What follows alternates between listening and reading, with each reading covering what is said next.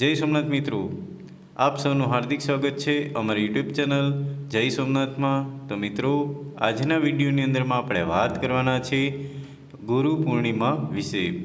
તો હિન્દુ ધર્મમાં ગુરુ પૂર્ણિમાનું વિશેષ મહત્ત્વ છે। હિન્દુ પંચાંગ મુજબ દર વર્ષે અષાઢ મહિનાના પૂનમના દિવસે ગુરુ પૂર્ણિમા મનાવવામાં આવે છે। આ તિથિ અષાઢ પૂર્ણિમા એટલે કે વ્યાસ પૂર્ણિમા અને વેદ વ્યાસ જયંતિ તરીકે પણ ઓળખાય છે। તો હિન્દુ ધર્મમાં ગુરુ પૂર્ણિમાનું વિશેષ મહત્ત્વ છે। હિન્દુ પંચાંગ મુજબ દર વર્ષે એટલે કે અષાઢ મહિનાના પૂનમના દિવસે ગુરુ પૂર્ણિમા મનાવવામાં આવે છે, જેમાં આ તિથિ અષાઢ પૂર્ણિમા અથવા તો જેને વ્યાસ પૂર્ણિમા અને વેદ વ્યાસ જયંતિ તરીકે પણ ઓળખવામાં આવે છે। તેમજ જે આ પૂર્ણિમા છે એમાં આપણે ગુરુના આશીર્વાદ લઈ અને આપણે ગુરુને આપણે જે કંઈ આપણે શિક્ષણ આપ્યું છે તેના વિશે આપણે અહીંયા ગુરુ પૂર્ણિમાને મહત્ત્વ આપેલું છે। એટલે કે આ દિવસે બ્રહ્મસૂત્ર, મહાભારત, શ્રીમદ ભાગવત અને 18 પુરાણો જેવા અદ્ભુત સાહિત્યની રચના કરનાર એવા મહાન ગુરુ મહર્ષિ વેદ વ્યાસનો જન્મ થયો હતો અને આ દિવસે ગુરુની પૂજા કરવાનું વિશેષ મહત્ત્વ છે।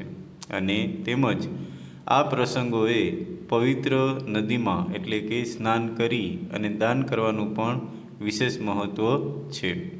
તો મિત્રો, જે ગુરુ પૂર્ણિમા છે એ ગુરુ પૂર્ણિમાના દિવસે એટલે કે આ દિવસને વેદ વ્યાસજીના જન્મદિવસ તરીકે પણ ઉજવવામાં આવે છે। તો ચાલો મિત્રો, આપણે જાણીએ કે ગુરુ પૂર્ણિમાની તારીખ કઈ છે, કઈ તારીખે એની તિથિ છે અને શુભ મુહૂર્ત કયું છે તેના વિશે આપણે જોઈએ। તો ગુરુ પૂર્ણિમાનું જે શુભ મુહૂર્ત અને ધાર્મિક મહત્ત્વ તેના વિશે આપણે અહીંયા જોઈએ। તો મિત્રો, આ વર્ષે એટલે કે 2025ના રોજ જે ગુરુ પૂર્ણિમા છે એ કઈ તારીખે ઉજવવામાં આવશે તેના વિશે વાત કરીએ તો 2025 અને ગુરુ પૂર્ણિમા એટલે કે જ્યોતિષ પંચાંગ પ્રમાણે અષાઢ મહિનાની પૂર્ણિમાની તિથિની શરૂઆત આપણે 10 જુલાઈના રોજ રાત્રે 1:37 વાગે શરૂ થશે અને બીજા દિવસે એટલે કે 11 જુલાઈએ એટલે કે 2:07 વાગે સમાપ્ત થશે। અને આ રીતે આપણે 10 જુલાઈના રોજ ગુરુ પૂર્ણિમાનો તહેવાર મનાવવામાં આવે છે। અને ત્યાર પછી બીજા મુહૂર્તની વાત કરીએ એટલે કે બ્રહ્મ મુહૂર્ત। તો બ્રહ્મ મુહૂર્ત છે એ 4:10થી શરૂ થશે અને 4:50 વાગ્યે અભિજીત મુહૂર્ત એટલે કે સવારે 11:59 અને 12:54 વાગ્યે અને ત્યાર પછી વિજય મુહૂર્તની વાત કરીએ તો વિજય મુહૂર્ત છે બપોરે 12:45થી શરૂ થશે અને 3:40 પૂરું થશે। ગોધુલ મુહૂર્તની વાત કરીએ તો સાંજે 7:21થી શરૂ થશે અને 7:41 વાગ્યે ગુરુ પૂર્ણિમાના દિવસે તમામ ગુરુઓને આપણે નમન કરવામાં આવે છે। તો ધાર્મિક માન્યતા અનુસાર ભગવાન વેદવ્યાસનો જન્મ અષાઢ મહિનાની એટલે કે પૂર્ણિમાના દિવસે થયો હતો, તેથી આ તિથિએ ગુરુ પૂર્ણિમાનો તહેવાર મનાવવામાં આવે છે।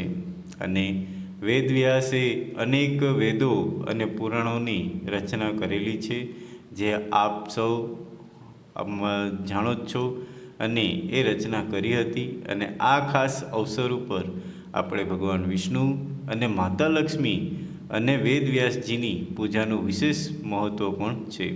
તો સાથે જ આપણે આપણા જે જીવનમાં ગુરુનું મહત્ત્વ સમજાવવામાં અને આપણા માટે ગુરુ પૂર્ણિમાનો તહેવાર એ આપણા માટે ઉજવવામાં આવે છે। એટલે કે ગુરુ પૂર્ણિમાના આપણે દિવસે લોકો પોતાના ગુરુઓનો એટલે કે ગુરુઓને જે ભેટ આપે છે, સોગાદ આપે છે અથવા તો બીજી કોઈ વસ્તુ અર્પણ કરે છે અને તેના આશીર્વાદ લે છે।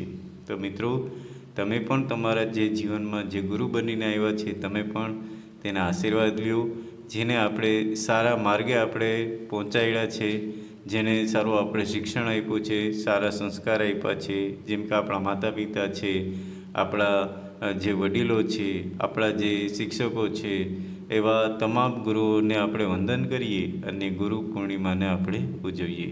તો મિત્રો, વિડીયો ગમ્યો હોય તો પ્લીઝ લાઇક કરી દેજો, અને હજી સુધી પણ જો તમે અમારી યુટ્યુબ ચેનલને સબસ્ક્રાઈબ ના કર્યું હોય તો પ્લીઝ સબસ્ક્રાઈબ કરી દેજો, અને બાજુનું બેલ આઇકન પ્રેસ કરી દેજો, જેથી કરીને આવા લેટેસ્ટ વિડીયોના નોટિફિકેશન તમને મળતા રહેશે. અને આ મિત્રો તમારા મિત્રો સુધી શેર પણ કરી દેજો. તો ફરી મળીશું નવા વિડીયો સાથે. તો દરેક મિત્રોને જય સોમનાથ.